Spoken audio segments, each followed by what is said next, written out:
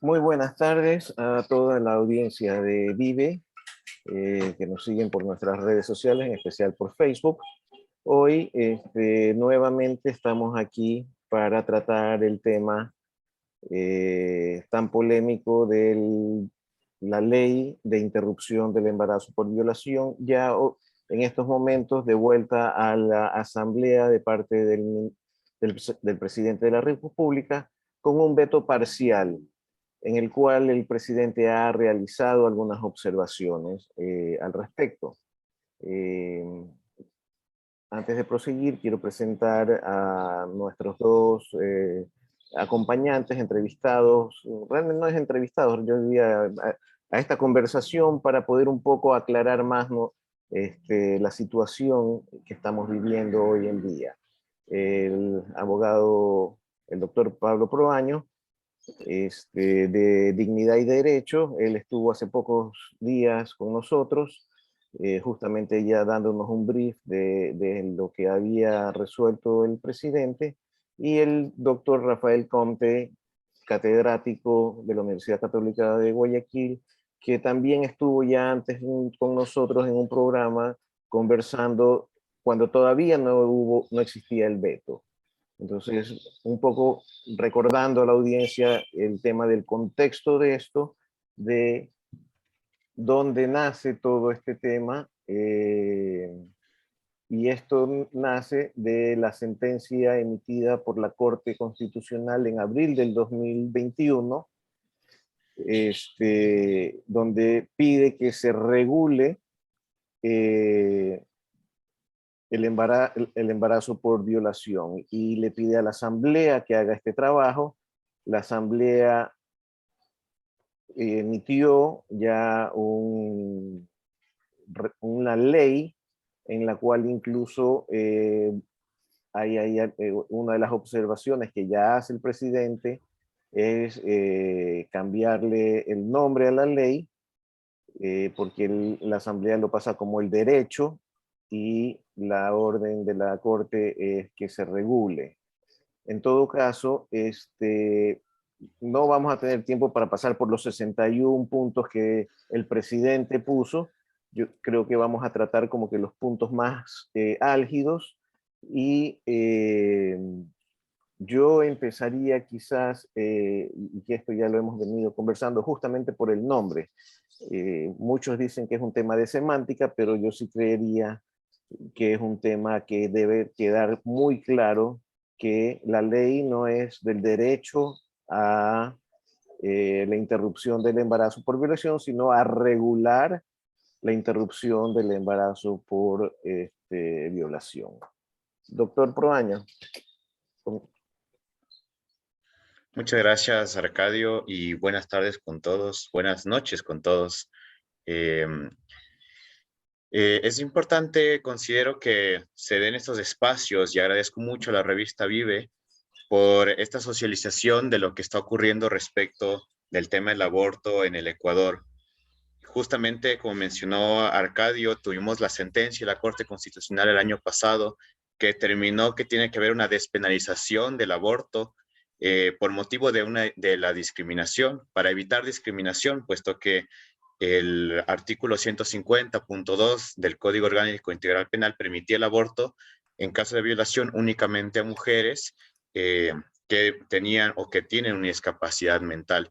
En este caso, la Corte ha ampliado esa excepción y mandó precisamente a la Asamblea a regularlo. El veto presidencial en ese sentido es bastante interesante porque en muchos aspectos se acerca mucho más y refleja mucho más el sentido de lo que la Corte Constitucional había pretendido en la sentencia. La Corte en ningún momento de la sentencia habló de un derecho al aborto, en ningún momento de la sentencia habló de una temporalidad que tiene que ser demasiado amplia, más bien al contrario, la Corte determina, por ejemplo, que tiene que haber ciertos requisitos que se tiene que comprobar de alguna manera que haya existido una violación para que proceda a hacer el aborto, precisamente porque estamos hablando de una excepción penal y no de un aborto por causales. Y de otra forma también el presidente, a nuestro criterio, protege de manera más efectiva lo que es el derecho constitucional a la objeción de conciencia. entre otros temas que se regulan también dentro de este amplio veto parcial, que en opinión de los analistas de dignidad y derecho es bastante acertado, precisamente porque al ser un veto parcial permite modificar y refinar algunos temas, algunas deficiencias de la ley, sin dejar en desprotección a las víctimas de violación, sin dejar sin regulación una materia muy grave y muy importante que va a incidir en la vida de muchas niñas, mujeres y adolescentes que terminan embarazadas fruto de una violación sexual. Doctor Compe. Bueno, buenas tardes, Arcadio. Gracias por la invitación. Un gusto compartir con Pablo este espacio. El tema, en mi opinión personal, el veto del presidente de la República en su legítimo derecho de colegislador adolece de una serie de errores, falacias, con inconstitucionalidades e ilegalidades. ¿Por qué digo esto?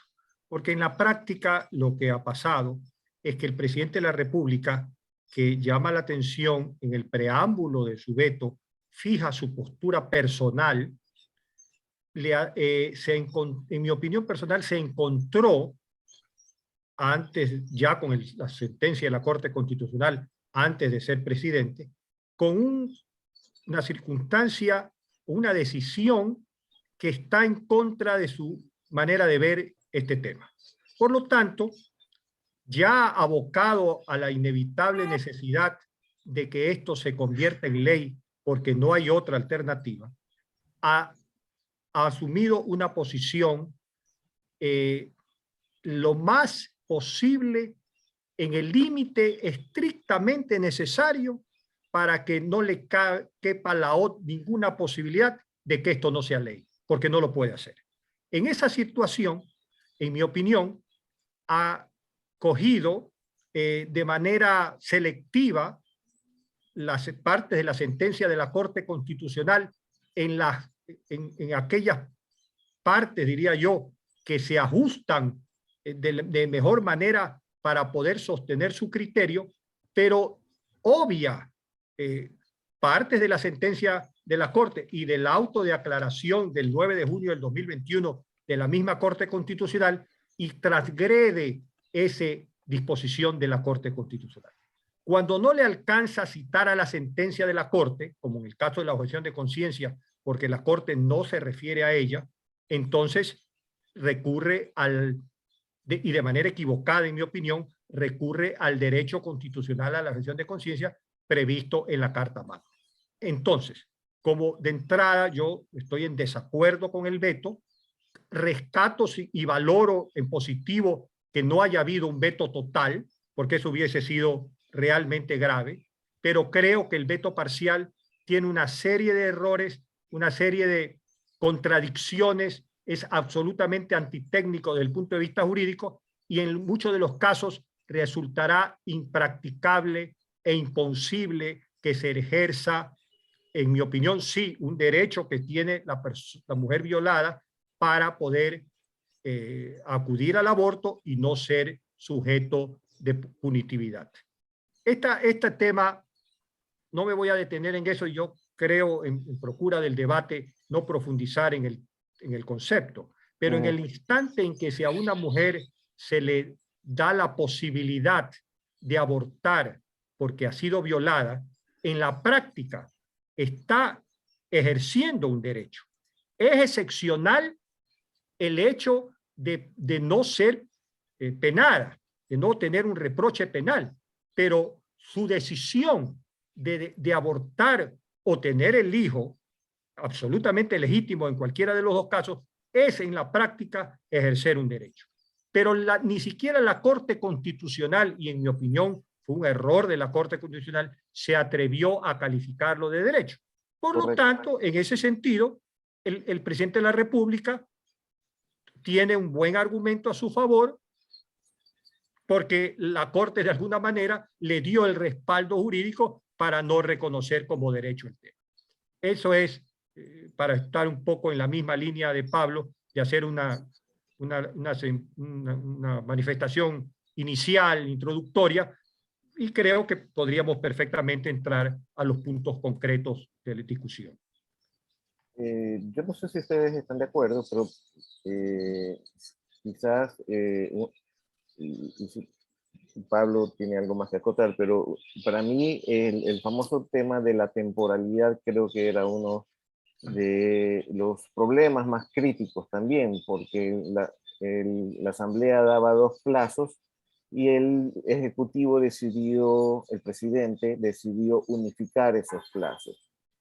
La pregunta es, ¿está bien? ¿Está mal? ¿Qué es lo que, qué es lo que qué debería de ser lo legalmente correcto? Ya que, volvamos a aclarar, tenemos que tener una regulación, estamos, como se dice, ya embarcados en este asunto y hay que regularlo, que creo que todos estamos de acuerdo, qué sería lo más pertinente, mantener la diferenciación de plazos o aceptar el veto del presidente de la República.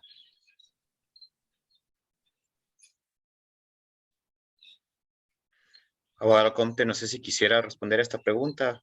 Sí, cómo no. Sí, está bien. Gracias, Pablo. A ver, respecto al plazo, la sentencia de la Corte Constitucional, yo tengo una posición, pongámoslo en estos términos, antes de la sentencia, diría yo. Respecto al tema de los plazos, no perdamos de vista que se está pretendiendo legislar un tema de aborto por causales, no un aborto por plazos. En Europa, en Estados Unidos, en algunos estados de los Estados Unidos, en algunos estados de México, existe el tema del aborto por plazos. En el Ecuador exclusivamente existe aborto por causales.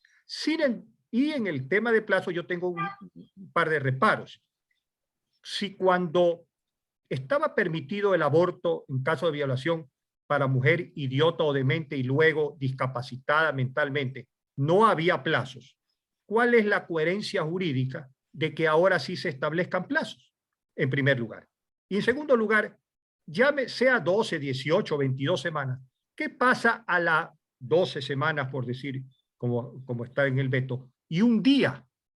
¿Qué va a pasar en ese caso? ¿Va la mujer a ser ya entonces detenida? No, porque el fallo de la Corte Constitucional ya despenalizó el aborto en noviembre del año pasado. ¿Va el médico a poder dar la práctica del aborto porque ya se pasó un día de las 12 semanas? Esa es en la práctica la dificultad efectiva que se va a dar en el tema de los plazos. Sin embargo, es válido sostener el criterio de que hay que imponer plazos. ¿Por qué? Porque así lo dijo la sentencia de la Corte Constitucional. ¿Y qué hizo la Asamblea? La Asamblea, y en eso coincido con el presidente de la República, entró en un regateo de los plazos. Primero eran 22, después fueron 18. Finalmente la Asamblea dijo, vamos a hacer 2 plazos. 12, pero 18 para aquellas mujeres discapacitadas mentalmente, niñas, adolescentes y las mujeres del sector rural. Pretendiendo con eso establecer en la práctica efectiva de los plazos las diferencias reales que existen en el Ecuador entre el acceso a la salud que hay en el sector urbano o en el sector rural. Pero el presidente de la República hoy en la mañana dijo algo que yo no coincido. Él dijo, esto de los plazos, si en 5 días una mujer puede saber si está embarazada o no. Yo creo que es peligroso este tipo de comentarios porque se pretende legislar desde un mundo ideal que no existe. La realidad del Ecuador y de la pobreza y de la extrema pobreza nos hace saber que eso no existe. Esa circunstancia no se da en la práctica. Estas niñas menores de 14 años que sistemáticamente pueden haber sido violadas incluso en el seno familiar, no van a tener acceso a una prueba de embarazo a los 5 días cuando ni siquiera saben qué mismo que les está pasando con su cuerpo que ha sido violentado. Entonces, ese mundo ideal de los 5 días, eso existe en la burbuja, pero que no es la realidad lamentablemente no es la realidad de la pobreza de nuestro Ecuador, de nuestro país, carente de políticas públicas, carente de acceso a la salud, carente de educación. Por lo tanto, esa en realidad no se puede decir de esa forma. Sin embargo, de todo eso, existe el plazo, discutible sin embargo, pero hay una cosa que sí quiero comentar. Dice 12 semanas, pero a las personas con discapacidad mental se observarán y cumplirán las mejores prácticas médicas. No queda claro qué mismo plazo es para esas personas y cuál es el alcance de esta frase que se ha introducido en el veto. Eso es lo que quería decir respecto al tema de los plazos.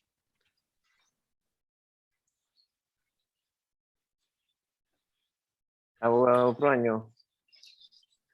Muchas gracias, Arcadio. Muchas gracias, abogado Comte. Valoro mucho su intervención porque yo creo que es bastante necesario que reconozcamos justamente la realidad de la pobreza de nuestro país, la realidad de las circunstancias en las que todavía siguen existiendo violaciones y abusos sexuales contra niños, niñas y adolescentes.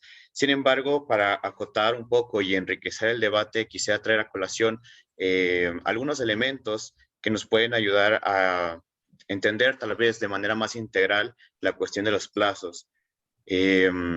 Para empezar, quisiera mencionar que, bueno, el tema de los plazos en general, dentro del derecho, estamos hablando de una ficción jurídica. En cualquier circunstancia, tanto de cuestiones administrativas como incluso de acercarse a la Corte Constitucional, exigir un derecho constitucional a través de una acción de protección u otro tipo de acciones constitucionales, existen determinados plazos, existen determinadas normativas, incluso en el momento de contratar, digamos, para un menor de edad, ¿no es cierto? Hablando de la ficción legal, de lo que implica el tener 18 años, tener una mayoría de edad, y no solo la cuestión de contratar, sino ser jurídicamente imputable de delitos. También estamos hablando de los niños que hasta los 12 años son absolutamente inimputables. Y sí, pues antes de los 12 años, un niño, por ejemplo, es absolutamente inimputable y después tiene una responsabilidad relativa en frente al Estado. Entonces, yo creo que es importante mantener el tema de que estos plazos sí, de alguna manera corresponden a una ficción, pero que en el derecho nos ayudan y nos mantienen en una especie de orden jurídico sobre el cual nosotros podemos exigir o no determinados derechos y obligaciones de las personas. Dicho esto, es importante recalcar también que la sentencia reconoce, por ejemplo, el alcance del artículo 45 de la Constitución, que es la protección constitucional al no nacido, que se recoge también en el artículo 20 del Código Orgánico de la Niñez y Adolescencia, que específicamente determina el derecho de los niños, niñas y adolescentes a la vida desde el instante de la concepción. Esa ha sido la forma en la que nuestra legislación ha asumido la protección constitucional en Nachiturus. Y en ese sentido, la Corte lo que establece es que tiene que existir un adecuado balance entre la vida del niño y los derechos de la mujer. No estamos hablando de derecho al aborto, sino derechos a la salud, derecho a una reparación, etcétera. Todos los derechos que tienen las víctimas en relación a que no puede existir una negativa absoluta de la vida del niño. Y ahí donde la Corte retoma, por ejemplo, el caso Artavia Murillo versus Costa Rica, de la Corte Interamericana de Derechos Humanos, que específicamente determina que a mayor sea la edad gestacional, mayor protección merece el no nacido. Y esta configuración legislativa que se ha determinado tanto dentro de la Asamblea, y en eso estoy absolutamente de acuerdo con el doctor Comte, fue bastante deplorable ver cómo esta cuestión de los plazos que la Corte manda a que sea técnica, científica y médica para determinar la edad gestacional y los plazos que pueden realizarse, al final correspondió más a una cuestión de regateo político. En una hora se modificaron 2 semanas de plazos y obtuvieron los votos necesarios, incluso decepcionando tanto a colectivos feministas como a colectivos pro vida. Una cuestión bastante delicada a la que el presidente, en el ejercicio de su facultad constitucional a vetar la ley y en el ejercicio de la libertad legislativa que tiene tanto la Asamblea como el presidente, ha decidido de esta forma unificarlos. Entonces, yo creo que En ese sentido, es difícil determinar en qué momento se tienen que establecer los plazos de una edad gestacional. A nivel de jurisprudencia comparada, de legislación comparada, tenemos muchísimos plazos. Una de las más restrictivas, por ejemplo, los plazos que tiene el estado de Texas, que es a las 6 semanas o al latido del corazón, lo que se determine primero. Y a nivel regional estamos tratando de plazos alrededor igual de las 10, 12, 15 semanas. Sin embargo, no establece, el derecho internacional no establece un límite específico.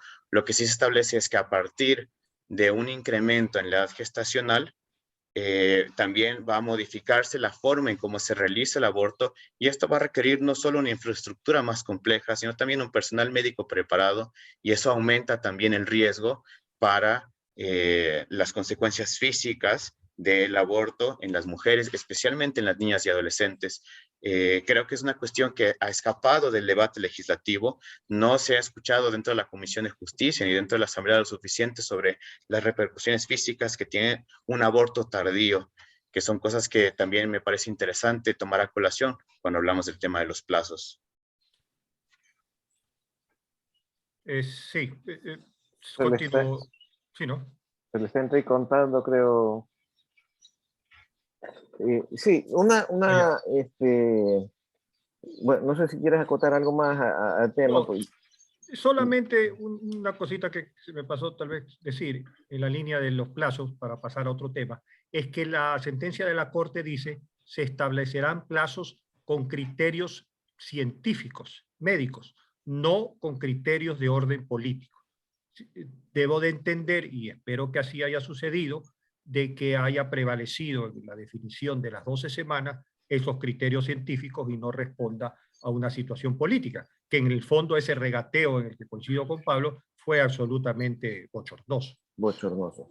Sí, una de las preocupaciones, y que tú, Rafael, tú lo mencionaste, es justamente el tema que para mí es crítico y que queda ambiguo y peligroso, es cuando se exige que haya una denuncia, cuando yo creería, desde mi punto de vista muy particular, y creo que en esto no sé si coincido con ustedes, el examen médico debería de bastar, porque si se pide que la denuncia, si es menor de edad, tiene que la denuncia ponerle el tutor o padre de familia, teniendo como antecedente de que en el Ecuador, particularmente, más del 40% de los casos de violación se dan dentro del entorno familiar. Entonces, difícilmente va a ir un padre o tutor a poner una denuncia contra nadie de su familia. Para mí, ese es uno de los cuestionamientos que creería yo que con un examen físico médico podría automáticamente detectarse. No sé ustedes qué opinan al respecto. Yo creo que el tema de los requisitos es posiblemente la parte más cuestionable del veto. La sentencia de la Corte Constitucional señaló que era necesario establecer requisitos. Y dice textualmente la sentencia de la Corte, por ejemplo, denuncia, declaración previa, examen médico. Y dice la sentencia de la Corte, y quedará a criterio de la legislatura establecer de manera adecuada esos requisitos. Por otro lado, el auto aclaratorio del 9 de junio del 2021 de la misma Corte Constitucional dice de manera clara, sin lugar a la duda alguna, que en el caso de las niñas menores de 14 años, que nuestra legislación penal reputa violación cualquier acto sexual y del cual se origine un embarazo, no será necesario ninguna exigencia, porque ya está de por sí realizada la lamentable violación. Incluso dice el auto aclaratorio de la Corte Constitucional, ni siquiera la autorización del representante legal.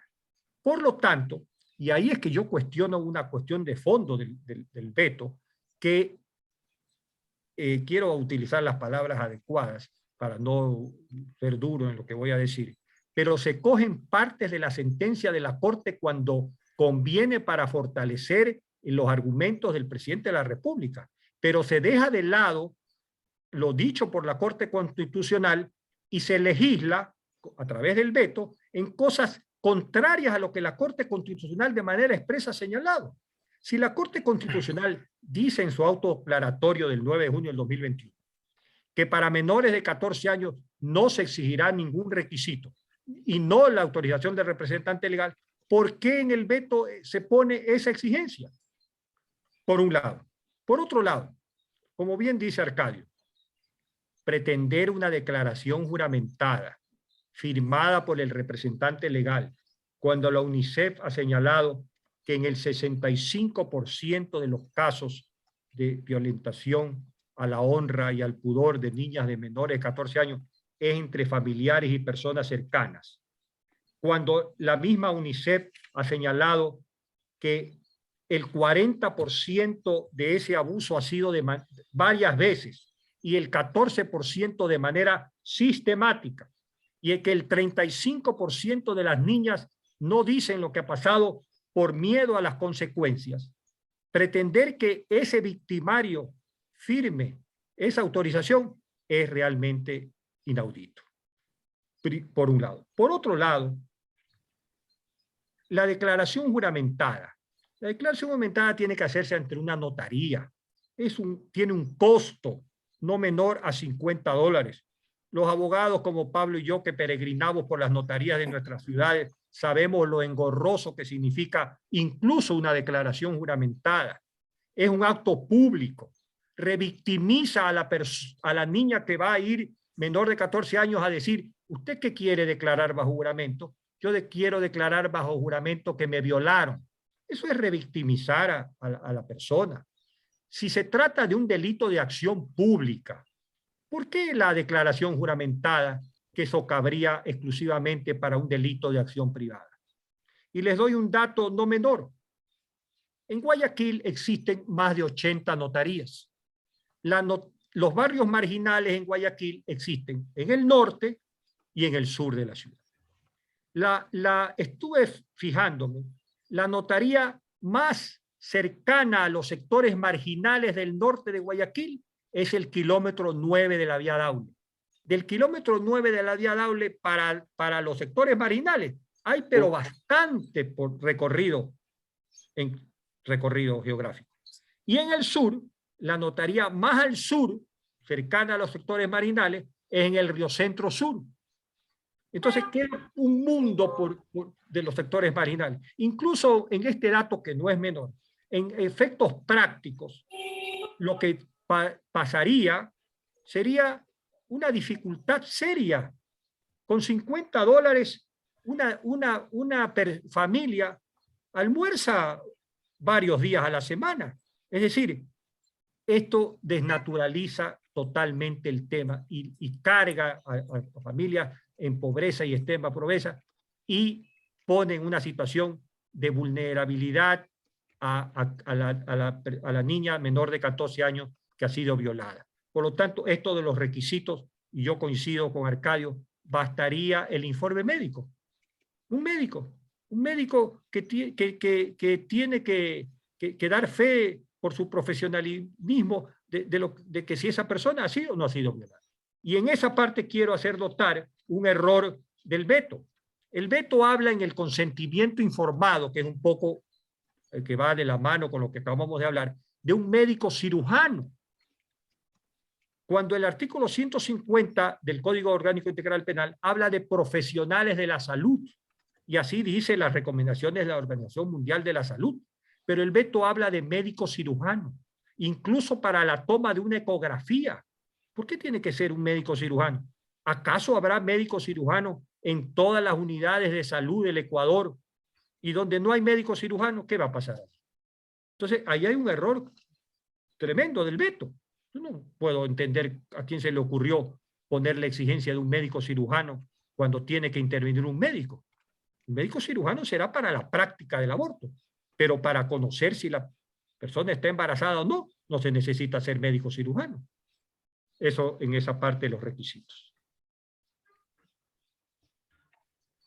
Agradezco mucho el criterio del doctor Comte y en ese sentido creo que es muy valioso recordar que los tres elementos que el presidente presentó como requisitos son precisamente los tres que la Corte Constitucional presentó de manera facultativa y ejemplificativa, y reconoce precisamente el presidente que puede ocuparse cualquiera de los tres requisitos. En ese sentido, el examen médico basta, según el veto, el examen médico bastaría para que se pueda proceder a la práctica del aborto.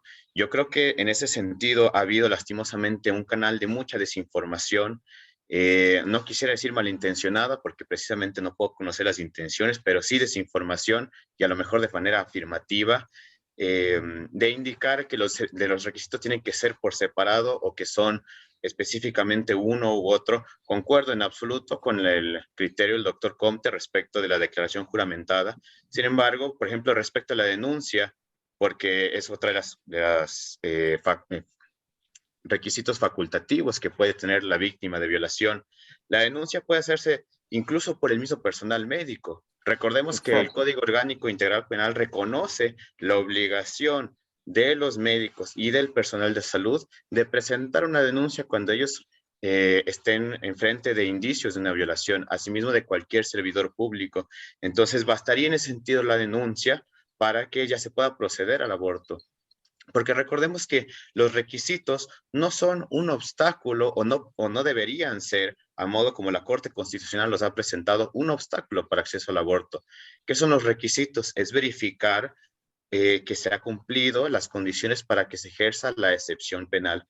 Y en ese sentido voy a disentir un poco con el abogado Comte, porque el aborto en el Ecuador sigue siendo un delito. La Corte no ha retirado el artículo 149 del Código Orgánico Integral Penal, y al ser una excepción penal, todo este tema del aborto por violación, el artículo 150, numeral 2, no estaríamos hablando específicamente de una cuestión de aborto por causales, sino más bien un aborto excepcional, un aborto por excepciones.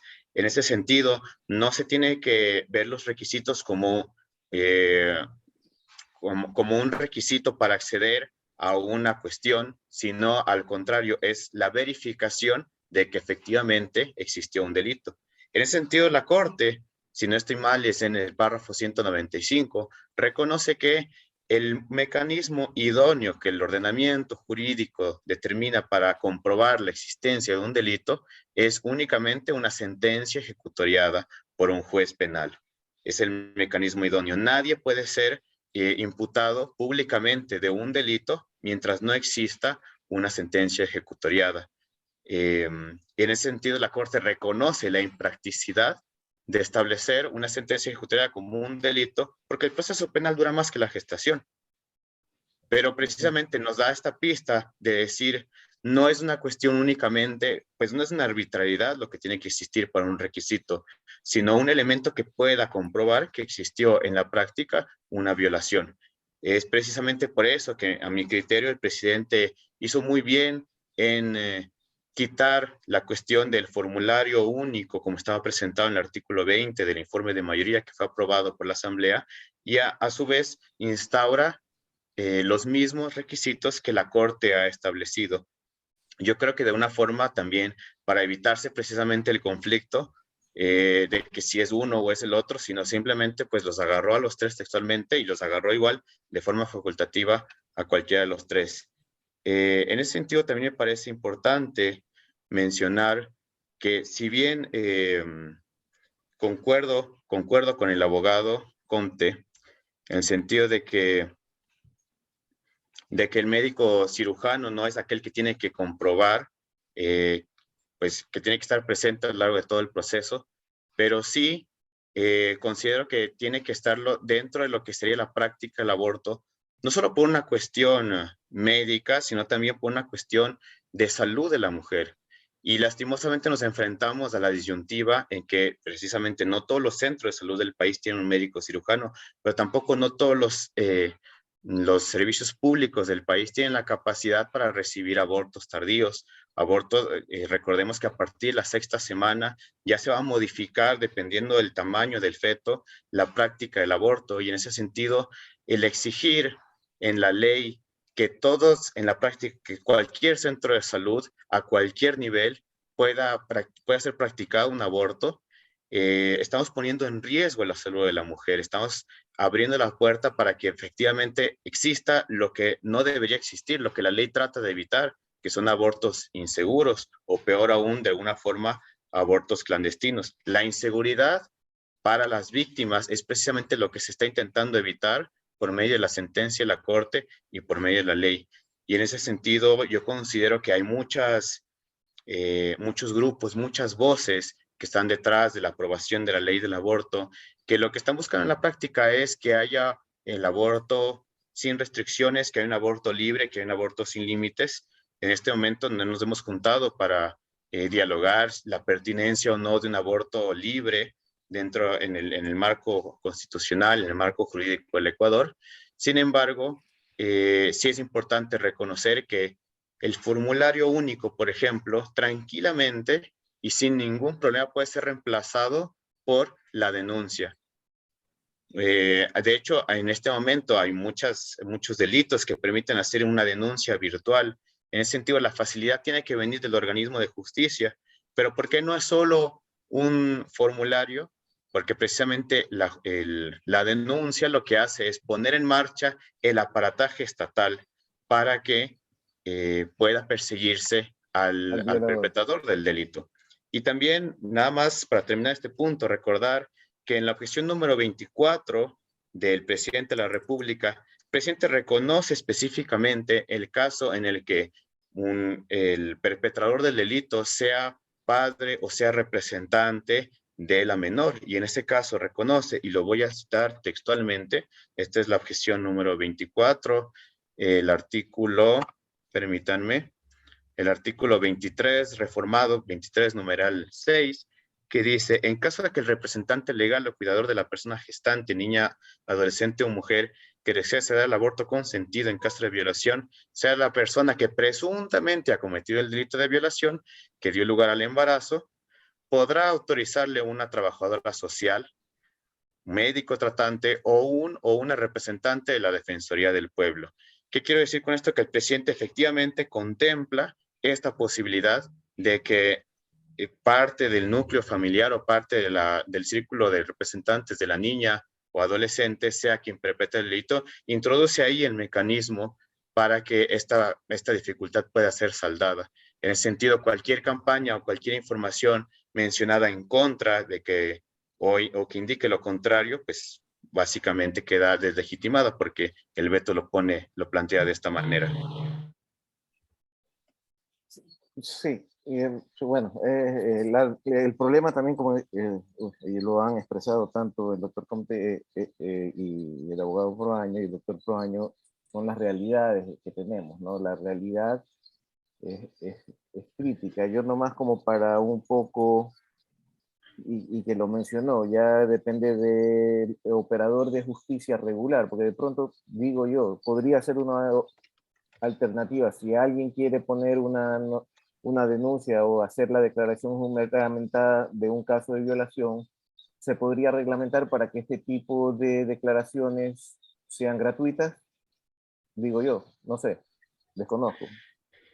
Bueno, en el caso de la denuncia es gratuita. La denuncia no debería implicar ningún costo precisamente porque es el derecho al acceso a la justicia universal. Y la víctima puede optar o no por la declaración juramentada y preferir en ese caso la denuncia o preferir únicamente el examen médico, que en todo caso considero que en un tema tan delicado como es el aborto, es lo mínimo que se debería realizar, no solo por una cuestión de determinar la edad gestacional para determinar Correcto. también el proceso que se va a realizar para el aborto, sino también porque dentro de lo que es la violación sexual, recordemos que está el riesgo de la víctima de contraer enfermedades de transmisión sexual. Y estas pueden ser tratadas y tienen que ser tratadas a tiempo para que puedan efectivamente reducir los daños en la víctima. Entonces, el examen médico tiene que ser parte de este proceso de lo que implica la interrupción voluntaria del embarazo. Y con eso quedaría verificado, recoger los indicios, el personal médico por la obligación del COIP hace la denuncia, se procede al aborto mientras se mueve todo el aparataje estatal en función de detener al violador. En este tema, y volviendo, y porque al final del día siempre yo creo que se deja de lado a la persona afectada. En este proyecto de ley se habla también de la reparación, pero si hoy ahorita estamos discutiendo y estamos conversando de que no hay acceso a una notaría, a duras penas hay acceso a salud, que no todos los puntos de salud tienen un médico cirujano puntualmente. ¿Cómo va a ser posible el tema del acompañamiento a estas mujeres que han sido violadas? Que para mí eso queda, o sea, para mí eso queda en el aire totalmente. Una de las cosas importantes de la sentencia de la Corte Constitucional fue que no solo le dijo a la Asamblea bajo qué límites o parámetros tenía que legislar, sino que también tiene una serie de disposiciones interesantes en la cual le dice al gobierno, al Estado en su conjunto, adopte usted una serie de políticas públicas, un poco en la línea de lo que tú acabas de decir, en la cual hay claramente una inexistencia de la presencia del Estado y por lo tanto no existe lo que debe de existir, educación sexual previa para que no den, para que las personas, los niños, los adolescentes Pero conozcan. esa es la prevención. Claro, Yo al final pero es del que día... todas estas políticas públicas tienen que ir acompañando porque si el tema se circunscribe exclusivamente a hacer una ley y no la acompañamos con políticas públicas de educación sexual, de acompañamiento psicológico y médico de la víctima, de los familiares de la víctima, etcétera, etcétera. Entonces, vamos a tener una ley que en la práctica será como muchas de las leyes en el Ecuador, escrita, pero que no soluciona el problema. No perdamos de vista una cosa, el hecho social, en este caso concreto, llamado aborto, no solo para mujeres violadas, sino para mujeres en general, es un hecho que se da en el Ecuador por cantidades significativas y la falta de normativa da lugar a la clandestinidad y al riesgo de la vida de la persona involucrada. Por lo tanto, se hace bien normando, pero tiene que normarse con un aparataje del Estado que responda a esa realidad y con una normativa que dé cuenta de las realidades que vive el Ecuador. Yo coincido con Pablo, hay esta situación de escoger, en la práctica es como, pero el solo hecho de plantear la declaración juramentada o el veto no puede ser visto en términos de que voy a irme por el informe médico porque ese es el lógico y correcto y él es el realmente efectivo y práctico. Tenemos que ver cómo pudo ser posible que en el veto presidencial se introduzca la autorización del representante legal cuando eso de manera expresa la Corte Constitucional ha dicho que no correspondía. Por lo tanto, la sola existencia de eso, aun cuando en la práctica no se lo vaya a utilizar, ya hace de por sí al veto absolutamente inconstitucional y antitécnico jurídicamente. En este punto concuerdo completamente con el doctor Comte. La sentencia de la Corte y la aclaración que es parte de la sentencia es absolutamente clara en que para menores de 14 años no debería existir ningún tipo de requisito y esto respalda precisamente el argumento de que lo que se trata es de verificar la violación. En el caso de una niña menor de 14 años que ha sido violada por una presunción legal, por una ficción legal, y ahí sí nuevamente tenemos el tema de qué pasa si es un día después, un día antes, pero se presume que la niña sería violada, por lo tanto no se necesitaría ningún tipo de requisito o autorización para que la niña se practique el aborto. En ese sentido, este artículo podría ser tratado por separado en la cuestión de cuando la Asamblea lo reciba, y yo creo que debería hacerlo porque hay muchos temas dentro de la ley que, como decía el doctor Comte, a lo mejor adolecen Creo, en lo personal, creo que este es el único que adolece de un tema constitucional, precisamente no la sentencia, y que por una cuestión que ha faltado aclarar de parte del Ejecutivo, haya muchas otras reformas a la ley que sea necesario analizar.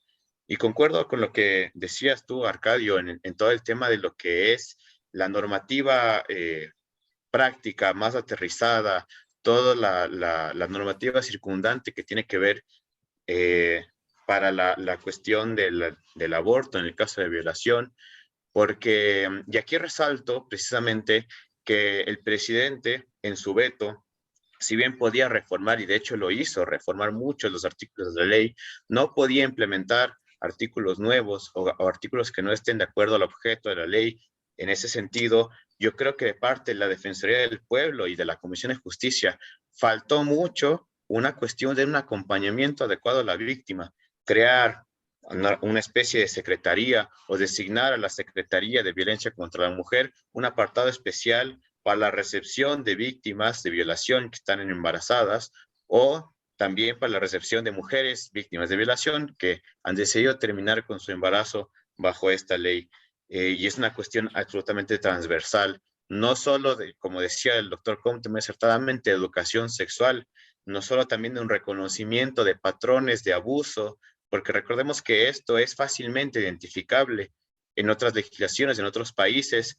No puedes ser tú un maestro, no puedes ser tú una persona que se dedique a un apostolado religioso, no puedes ser tú un funcionario público que trata con menores de edad sin que recibas una capacitación de cómo reconocer un abuso cuando tienes a la persona enfrente. Hay señales muy claras, hay signos muy claros que lastimosamente si no tenemos una adecuada comprensión, si no tenemos una adecuada capacitación, especialmente de personal, de personas del servicio público, vamos a evitar un poco el sangrado, por así decirlo, pero no vamos a calmar la hemorragia, que es precisamente la triste realidad de que muchas mujeres en el Ecuador, mujeres, niñas y adolescentes, continúan siendo abusadas, continúan siendo víctimas de violación. Y en ese sentido, la ley, me parece, en lo personal, desprotege de manera garrafal y se centra únicamente en las condiciones que tienen que crearse, las condiciones ideales que tienen que existir en la legislación para que se proceda al aborto. Y hay todo este vacío legal que luego el Ejecutivo tendrá que regular mediante el Ministerio de Salud, mediante las diferentes secretarías, de cómo se va a implementar esta ley. Pero lastimosamente las cosas se han dado así, la Corte pues ha mandado algo muy puntual y se ha limitado bastante en lo que podrían haber sido sus facultades, no determinó los plazos, no determinó específicamente los requisitos. En el ejercicio de la libertad legislativa, de la libertad de configuración legislativa, la Asamblea ha realizado este proyecto de ley así como está. Y me parece que el presidente ha hecho un buen esfuerzo en proteger de manera integral no solo al niño por nacer, que protege nuestra legislación y que protege el derecho internacional, sino también a las víctimas. Y el tiempo se va volando y realmente la ley es bien compleja también. Yo quisiera como para finalizar y de pronto ver qué podemos hacer más adelante, ver qué pasa con la asamblea. Todavía estamos a la mitad del plazo, todavía faltan 15 días aproximadamente, ¿no? Un poco más. Un poco más. El otro tema que también, y ahí sí ya implica al actor externo, que son los médicos, que tiene que ver la regulación con la objeción de conciencia, en la cual se estaba obligando al personal de salud, al personal sanitario, a que estaban obligados a realizar el aborto con incluso imponiendo una multa pecuniaria en caso de no querer hacerlo. Eso también atenta contra el derecho de libre ejercicio y a la ley de objeción de conciencia que está también, es un derecho constitucional, tengo entendido. A ver, el tema es el siguiente, ¿no? En la sentencia, la Corte Constitucional no dice absolutamente nada sobre la objeción de conciencia. Si uno revisa la sentencia, la única referencia que se hace a la objeción de conciencia es la que hace el voto recurrente del entonces juez constitucional Ramiro Ávila, en el cual él dice que, entre otras cosas, la objeción de conciencia no puede constituir un obstáculo. La Asamblea toma nota de eso y dice lo siguiente: cuando, en lo que tú dices, Arcadio, cuando haya un solo médico, si hay la objeción de conciencia, vamos a poner un ejemplo.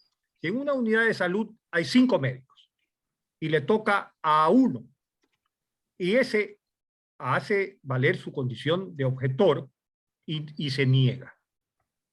El artículo 48, la Asamblea previó la posibilidad de que eso pase y dijo: toda unidad de salud pública o privada tiene que garantizar que por lo menos haya un médico no objetor. El veto presidencial anula el artículo 48. Entonces, ¿qué es lo que pasa?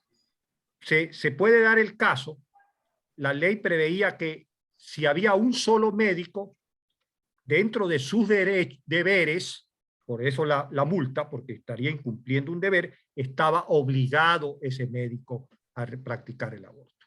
¿Qué es lo que hace el veto?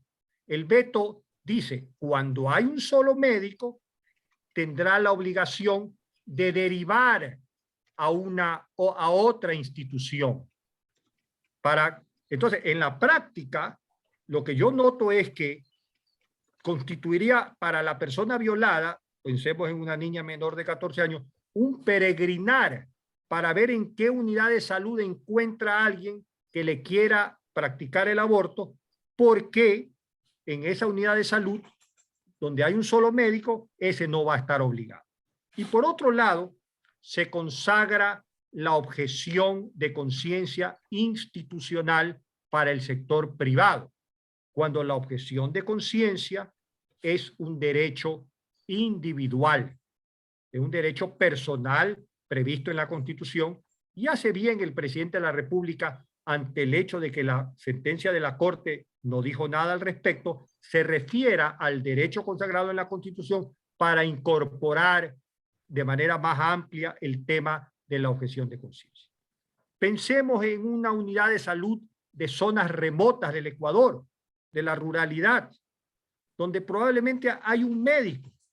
¿Qué pasa en ese caso? Exactamente. Tiene que ir, si vive en Salitre, tiene que ir a San Borondón y a Santa Lucía, o sea, tiene que peregrinar geográficamente en el Ecuador para poder que se dé esta posibilidad.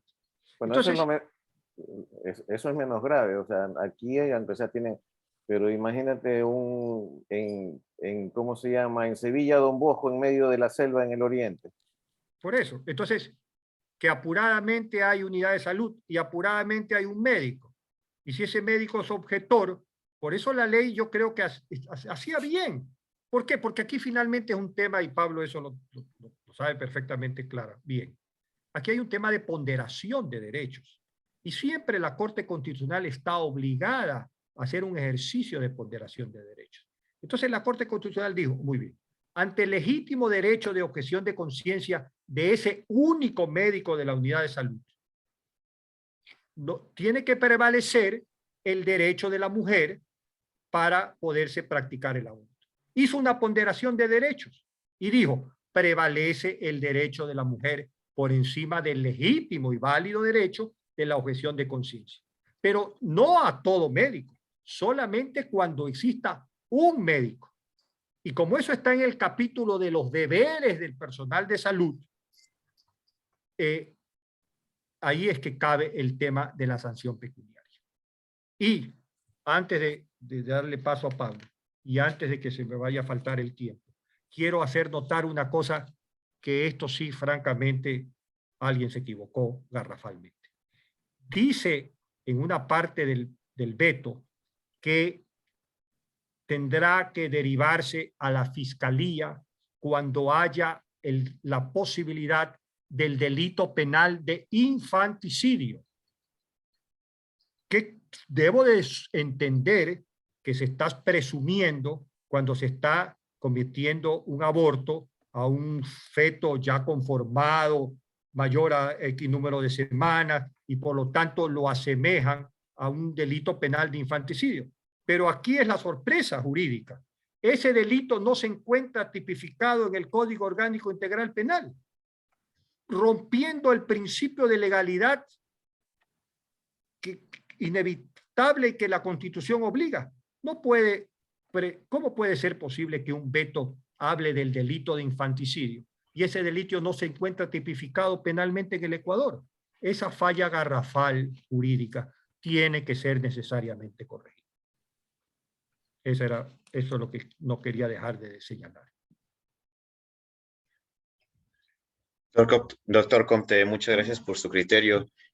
Concuerdo absolutamente con la última parte del tema del infanticidio. No está regulado en absoluto en el Código Orgánico Integral Penal. Pero, sin embargo, quería hacerle una pregunta mientras yo continúo con mi intervención respecto a la cuestión de conciencia, y es verificar si es que existió, si es que esta ponderación de derechos que realiza la Corte Constitucional está dentro de la sentencia, y si me pudiera refrescar la memoria, porque me parece no haberla visto. Sin embargo, pues evidentemente lo dejo ahí para que usted pueda revisarlo, y a lo mejor al final de mi intervención lo podemos volver a retomar. Respecto a la objeción de conciencia, creo que es importante mencionar que la objeción de conciencia, a diferencia del aborto, sí es un derecho constitucional. Es más, es un derecho humano fundamental recogido a lo largo de todos los tratados internacionales de derechos humanos. Y en este sentido, la Constitución reconoce que ninguna ley puede vaciar de contenido o puede poner en detrimento el ejercicio de un derecho constitucional. Los derechos no pueden ser limitados en su contenido. Y el artículo 66.2 de la Constitución, que verifica la cuestión de la objeción de conciencia, pone como una única limitación los derechos y el daño que pueda ejercerse contra otras personas. Y en este caso no hay un derecho al aborto. En este caso no aplicaría la restricción del artículo 66, numeral 12. Otra cosa que creo que es importante recalcar es que previo a esta regulación no existía ninguna ley que regule el contenido de la objeción de conciencia. En ese sentido, estamos frente a un tema muy delicado, porque lo que vaya a marcar la Asamblea Nacional respecto de la objeción de conciencia va a ser la legislación, la única legislación específica respecto a este tema.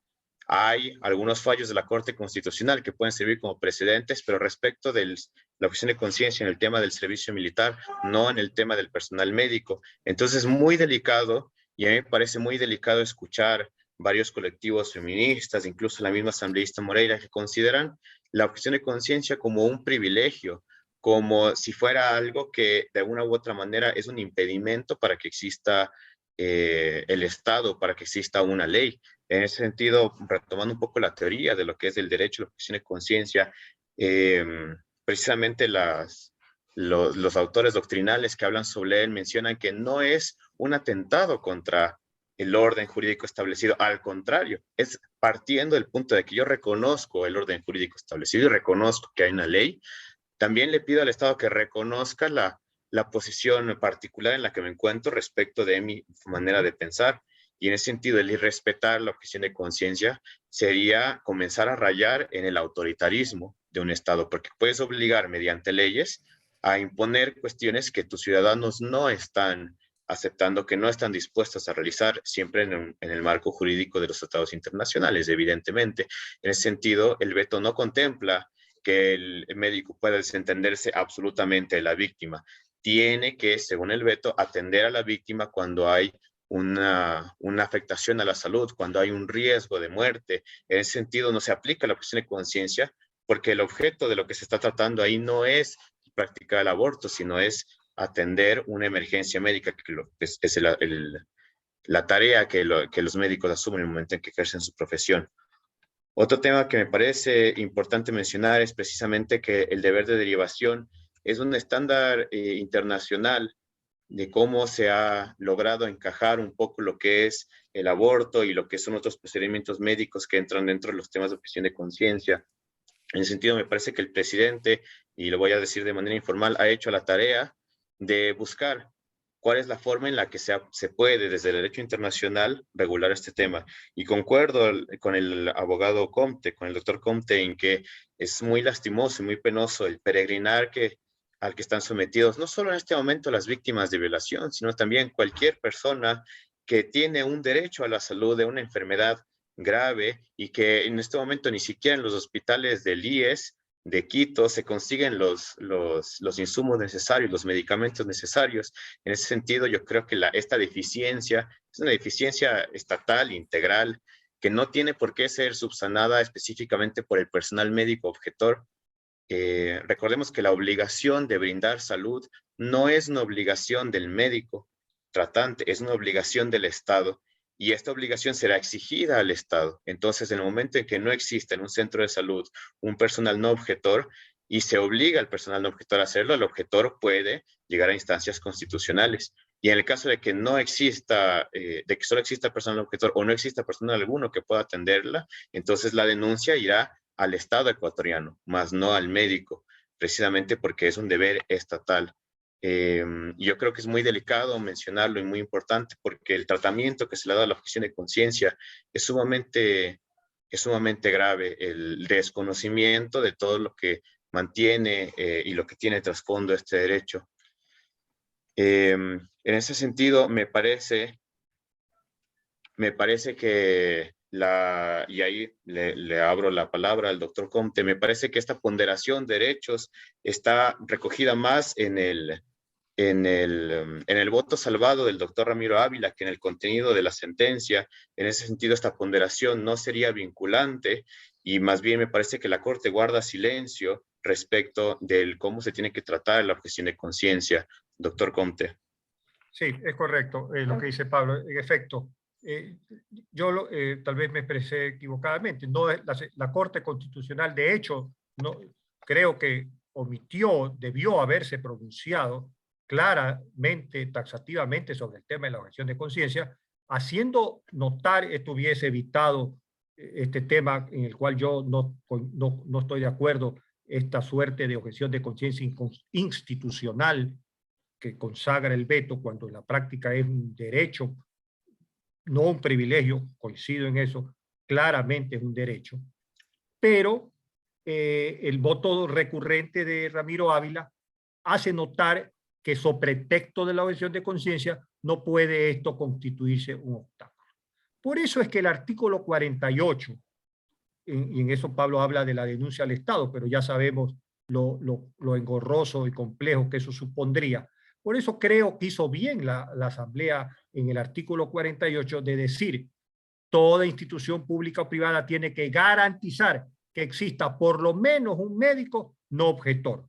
Entonces ahí sí evitaríamos esta discusión porque el peregrinar en el que coincidimos va a dar en la práctica cuando ese médico único objetor comienza a ayudar a la víctima a encontrar, a ver en qué unidad de salud, quién sabe ubicada dónde, sí pueden practicarle el aborto. Entonces, creo que hay un error del veto de haber eliminado este artículo 48. Nada más quisiera complementar la intervención del abogado Comte porque me hizo recordar el tema de la objeción de conciencia institucional. Efectivamente, la objeción de conciencia institucional denominarlo así es un error técnico. Las instituciones no tienen conciencia, la conciencia es absolutamente personal. Sin embargo, lo que sí existe es un derecho a la libertad de empresa, un derecho a la libertad de asociación y reunión, que el veto no estaba, perdón, que la ley no estaba contemplando. La ley exclusivamente prohibía cualquier tipo de reunión, asociación o congregación de médicos que se declaren en objeción de conciencia colectiva, lo cual socava el derecho constitucional a la libertad de asociación y reunión. Y respecto de la objeción institucional, el veto reconoce que los establecimientos públicos de salud no pueden realizar esta objeción institucional. Precisamente, ¿por qué? Porque el derecho a la salud es un derecho que el Estado tiene que implementar. Sin embargo, en cuanto a lo que es la configuración de los privados, así como en cualquier institución médica, así como cualquier clínica que puede dedicarse a uno u otro procedimiento, no debería existir una imposición de la práctica del aborto, porque las clínicas privadas, las entidades privadas prestadores de salud, si bien tienen ciertos reglamentos que tienen que cumplir dentro de del aparataje estatal para regular el tema de la salud no deberían estar obligados a realizar ningún tipo de procedimiento al que no estén capacitados o al que no estén o al que no tengan un personal para realizarlo. En alguna de las intervenciones había visto, bueno, ¿y qué pasa cuando hay un médico que quiere practicar un aborto, pero trabaja dentro de una institución confesional y ¿cómo se llama? La institución confesional no le permite practicar el aborto? Bueno, en la práctica no hay un obstáculo porque el médico no se le está impidiendo ejercer su profesión, no se le está vulnerando su derecho al trabajo. Un médico que desee practicar abortos lo puede hacer tanto en el servicio público como en otro servicio privado. Pero lo que no podemos es, desde una imposición estatal, quitarle toda la cuestión a la libertad de empresa, a la libertad de los privados de mantener o no alguna especie de procedimiento médico conforme a sus principios. Eso nuevamente sería, en mi criterio, una cuestión de imposición estatal respecto de derechos y libertades que tenemos como ciudadanos y también como los dueños y los dirigentes de este tipo de prestaciones de salud privadas. Para concluir, yo quisiera que ustedes, cada uno, lo más breve posible, nos diga, personalmente yo veo que hay esto va a terminar como en un Frankenstein de ley, pero ¿qué debemos hacer los ciudadanos? O sea, ¿qué podemos hacer los ciudadanos para que se minimicen los riesgos, se ayude a la persona violada, se acompañe a la persona violada? O sea, ¿cuál es el mensaje al ciudadano? ¿Qué tenemos que hacer nosotros, los ciudadanos, que en general, que defendemos la vida, que creemos en la vida, que efectivamente ya hay esta reglamentación? ¿Qué debemos hacer para que llegue y se cumpla de la mejor manera y que exista quizás la menor afectación a la víctima? Yo creo que los ciudadanos tenemos en primer lugar la obligación de informarnos adecuadamente y opinar en atención a una información cierta. Yo felicito la claridad y la ecuanimidad y objetividad de criterios de Pablo, que no son los de otros sectores, otras personas que han llegado incluso a sostener que debió haber habido un veto total. Otros califican el veto del presidente de la República de tibio. Son legisladores quienes sostienen eso. Es decir, hay que informar, educar a las personas, independientemente de cuál sea su posición. Yo tengo una posición clara y abiertamente a favor de que se despenalice el aborto en caso de violación, y considero que el veto, ya lo he señalado, tiene una serie de consideraciones que podrían poner en riesgo del ejercicio legítimo de esa posibilidad. Pablo, con muy buen criterio, en algunos casos hemos coincidido, pero en general él considera que el veto está bien. Yo creo que el veto no está bien. Pero ese es el aporte que tenemos que hacer los ciudadanos. Hacer un análisis serio, objetivo, ecuánime, no fanatizado de los criterios, y eso es lo que va a seguir alimentando el debate. ¿Por qué? Porque seguir sosteniendo cosas en la práctica imposibles, como era, por ejemplo, el veto total. El veto total hubiese sido una barbaridad. ¿Por qué? Porque precisamente hubiese dado lugar a que, existiendo como existe la sentencia de la Corte Constitucional y por lo tanto despenalizado el aborto por violación, hubiésemos entrado en un terreno de una discrecionalidad total ante la inexistencia de una ley. Sectores que sostenían equivocadamente, insisto, en que no debía haber habido ley, que lo que tenía que haber hecho la Asamblea es no hacer ninguna ley. No, ese no es el aporte que desde la academia, desde la profesión, no solo de abogados, sino que Arcadio no es abogado, pero tiene un excelente criterio respecto a estos temas que hemos discutido ya varias veces. Por lo tanto, Esto es un tema de educación ciudadana y aportar desde esa educación ciudadana, de manera seria y responsable. Y entender que desde el espacio que nos ha dado la sociedad, en mi caso personal como profesor universitario, tengo la obligación de ser serio, racional, ecuánime, lógico, y cuidarme de que lo que digo se encuentre debidamente argumentado y sustentado, sin perjuicio de encontrar con personas tan inteligentes y valiosas como Pablo, en el cual pues hemos coincidido y en otras cosas no coincidimos y sigue siendo respetable su posición. Ese es el punto. Agradezco mucho las palabras del doctor Comte y todo el ánimo que me ha expresado a lo largo de toda esta entrevista y concuerdo absolutamente con su criterio. Yo creo que una de las peores cuestiones que pueden existir alrededor, ya sea de la defensa de la vida, ya sea de la defensa de las víctimas de violación, es precisamente la fanatización o la politización de estos discursos. Concuerdo absolutamente que el apoyo que se está brindando al veto total hubiera sido nefasto en la práctica mantenernos únicamente con una regulación de la sentencia que no estaba diseñada para ser una ley, que no estaba diseñada para abarcar todos los posibles casos que pueden existir a lo largo de este complejo tema. Y en ese sentido concuerdo en que el veto total, si bien el veto total tiene deficiencias, el veto parcial tiene deficiencias que la Asamblea deberá de la mejor forma subsanar.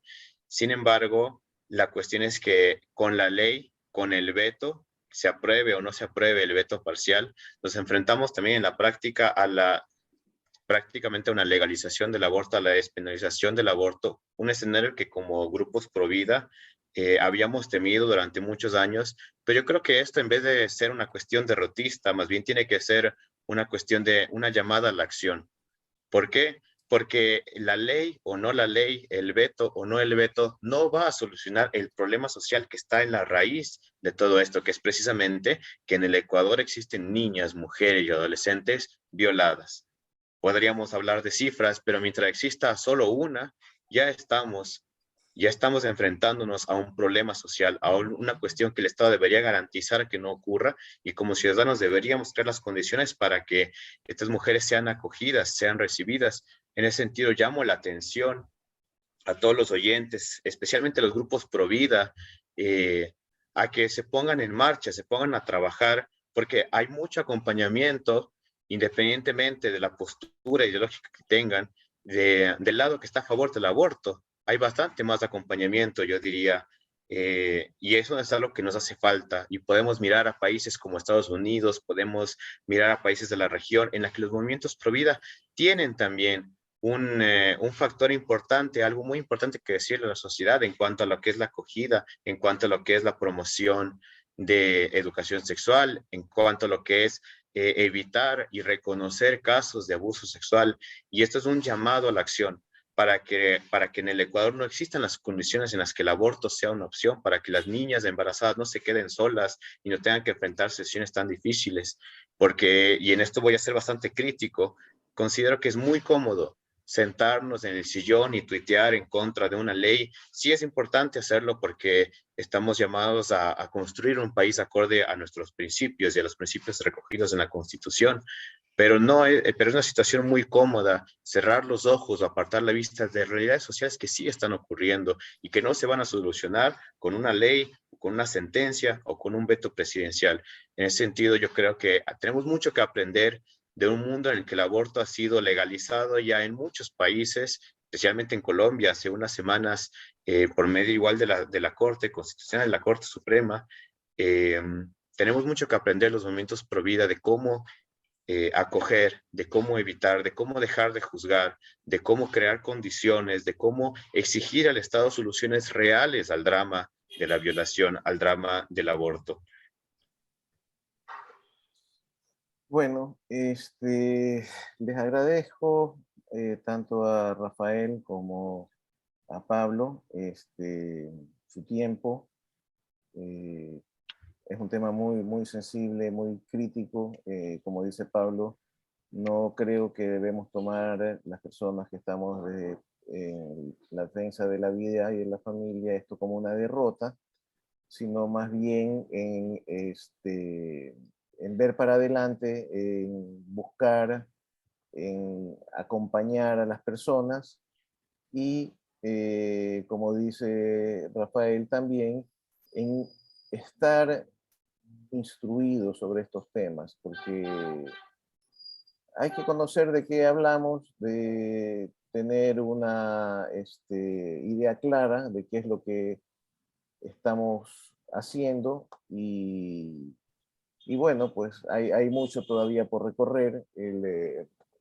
Yo no me queda más que agradecer, invitar a nuestra audiencia el día jueves. Vamos a tener otro live. Cambiamos los días por justamente el interés de este tema. Ya el jueves vamos a tratar un tema no menos importante que son el problema de las afectaciones a la piel por el sol con un profesional de Solca y bueno, pues una vez más reiterar mi agradecimiento al doctor Rafael Comte y al doctor Pablo Proaño. Eh, entonces, estamos a la espera de ver qué sucede y quizás nos volvamos a encontrar después de que la Asamblea analice el veto. Esa era solo una última cosa que se me estaba quedando. ¿La Asamblea puede reformar algunos de las objeciones o tiene que acoger todo el veto del presidente tal cual está redactado? O sea, ¿se pueden reformar estos vetos que ha hablado, que ha hecho el presidente o no son perfectibles? Bueno, en este caso, la Asamblea, y eso dependerá de la Comisión de Justicia, puede aceptar o no el veto, puede decidir si en la votación se va a realizar una votación en bloque, una votación por objeciones o también una votación objeción por objeción, artículo por artículo. Eso todavía es algo que la Comisión de Justicia no ha definido, se definirá, considero yo, en los próximos días y se emocionará oportunamente dentro del Pleno para que mostrar cómo va a ser la votación. En ese sentido, pues esto es todavía una cuestión que está por resolverse dentro de la Asamblea. Una última cosa, adicional el decir que yo dudo que haya 92 votos para ratificarse en cualquiera de las cosas motivo del veto. Y en la práctica lo que va a pasar posteriormente es una demanda de inconstitucionalidad, de cómo quede la ley. Entonces, temas para seguir conversando hay bastante. Así que Seguramente. esperemos los eventos y las acciones jurídicas que pasen en adelante. Muchas gracias y muy buenas noches con todos. Los esperamos el día jueves con la doctora María Fernanda Carvajal.